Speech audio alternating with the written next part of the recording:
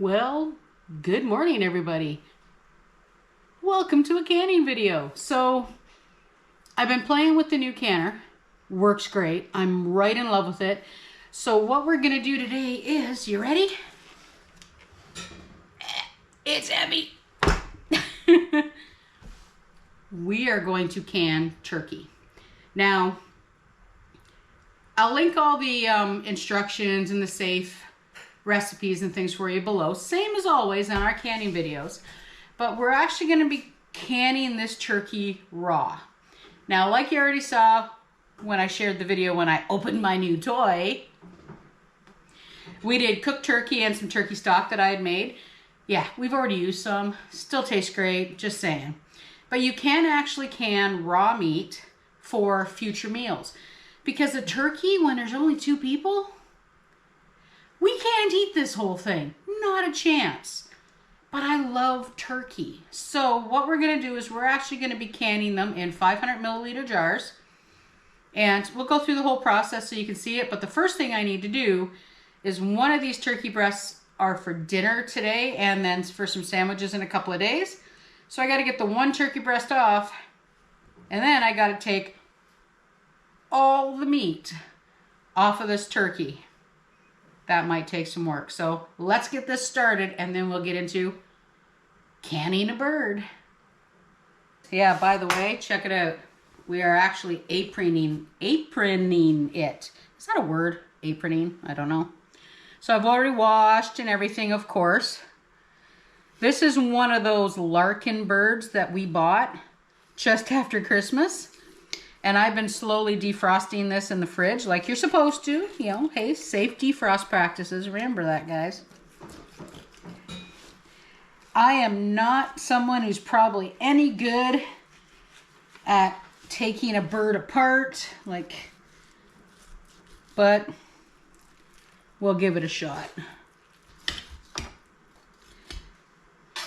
There we go. One turkey breast for supper. Let me put that away and then I'll show you what we're gonna do. Okay, so what I have is a big empty bowl. So as I cut the turkey off the bird, and no, they're just gonna be chunks, nothing fancy. Like, quite literally, I'm just gonna do that. And I also have our big stock pot. I already have the turkey neck in there, because as the bones come out, they're going to go into the stock pot and we're going to make some turkey stock as we go. And as much of this turkey as possible is going in that bowl. So I'm going to get to work with my, definitely not the knife for the tool, but it's the sharpest knife I have to get around bones. And we'll continue on. So you can be around me all you want, mister. You are not getting any turkey. So one of the biggest things I discovered when I was taking this turkey apart is that I'm not any good at it. Now, I know there's people that probably can turkey and chicken that can get a lot more meat off a bird than what I got off of this bird. But, you know, it did work out. I did get quite a bit off, and the rest, well, what I did is I just roasted the rest of the turkey and then I pulled it off and I made some stock and turkey mixed, but I'm going to show you that in a bit. Either way, it did work out all right, and maybe I just need practice. Maybe I should find a Julia Child video somewhere on how to debone a turkey, a chicken, maybe even a duck. I can't get ducks anymore though. Okay, we have the canner out. Now, I already have water in the jars and I put it up to the line. Now, I probably won't have enough turkey for 7 jars, but I put them all in anyway, just in case. So let's plug it in. There we go. Now I got my handy dandy book out because, you know, I'm going to read the book. So we have flashing pressure cans, so we're going to select. Now we're doing quarts without bone, chicken, duck, goose, turkey. See right here? So we're doing, sorry, not quarts, pints. So it's 75 minutes. Let's set this for 75. There we go. And select. Insert the jars. They're already in.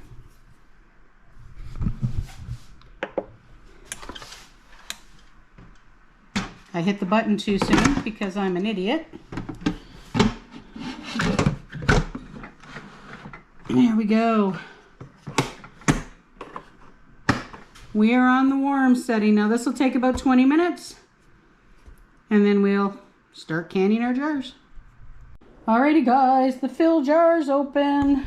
The fill jars are on. So I've got all my stuff ready. I've got my lids washed. I have my vinegar. I've got my cloth, my salt. So we also just now, Fred gave me a really big hand. We have the roasted turkey in the stock pot. Now the water in the jars, that's not going to waste. We're going to pour it in here, and then once we get the canner going, we'll get the stock going next. All right, let me go get the turkey. Oh, actually, let me open the canner. There we go. So I've got some gloves that I'm going to be using. That way I'm not constantly going back and forth to the sink to handle the turkey. So let me grab the first jar. We're going to go and empty it into the stock pot. And then we're going to fill our first jar. All right, now the turkey setup, loosely packed chunks of turkey or poultry in this case. So if you're doing poultry, so turkey, duck, chicken, that kind of stuff, you loosely pack it and then a 1.5 inch headspace. So what I did is when I did the turkey, I kind of mixed it all up so I had a mixture of everything in there. There we go. Now salt is optional, so I'm going to be adding probably a little under 1/4 teaspoon of salt to the jar. Ta-da! We're going to wash our rim. Now we're using meat, so I will be making sure it's vinegar, not just washing the rim. I want to make sure that rim is clean. Let's get our lid. Yeah, I forgot to take my glove off, so we'll use the back of the hand. And our lid. Now I have to take the glove off because I'm a fool. Finger tight. And you notice there is nothing but turkey and a little bit of salt in that jar.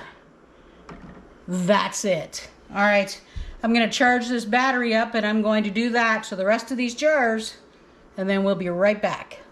All right, we're back. 6 jars, yay. All right, now it does say fill jars, so that's done. Now we're going to forget to put the lid on. Hold on, let me put the lid on. Okay, we have hit the button, the advanced button. Now it's heating. In a little while, it'll tell us that it's venting, and yes, the regulator is already off. Yay! Now we have chicken stock to do. We're gonna let this thing start its business, I guess.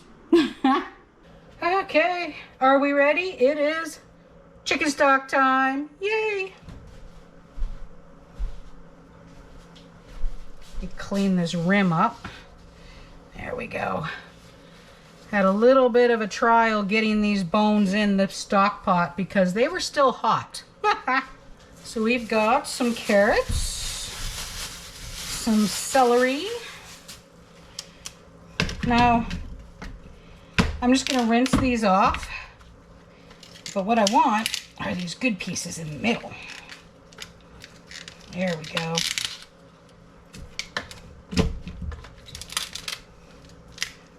That's the stuff we want.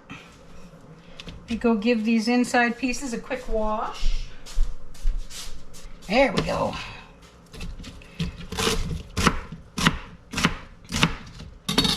All this good stuff is going in this pot, except for the piece that I just dropped on the floor. I'll have to get that. Okay, we'll take the ends off the carrots just because even though they were washed earlier, the top ends, I don't want them in my stock. Drop all that in there. Now I already have the leftover chunk of a red onion in the pot. We're also going to add a few. And then we're also going to put all 4 cloves of this garlic in there. So I'm going to start this up and I'll show you when it's done. We are at the vent stage. So the first adventure, actually canning meat. Right, Orson? You've been knotting that meat since I've been cutting it this morning. You don't get any. 7 minutes till the vent is done, folks, and then we'll bring it up to pressure. We have started beeping. Don't forget, use a pot holder. Regulator on, set for vent, and advance. So it will build the pressure, and once the pressure is where it needs to be, it will start the timer. And you know it's going to be the pressure because that guy will pop up. All right, now we get to leave this alone, but let me show you what I did with the stock. All right, stock pot. So, check it out. We have all the bones in there. The last of our onions from 1 bag, 2 bags left.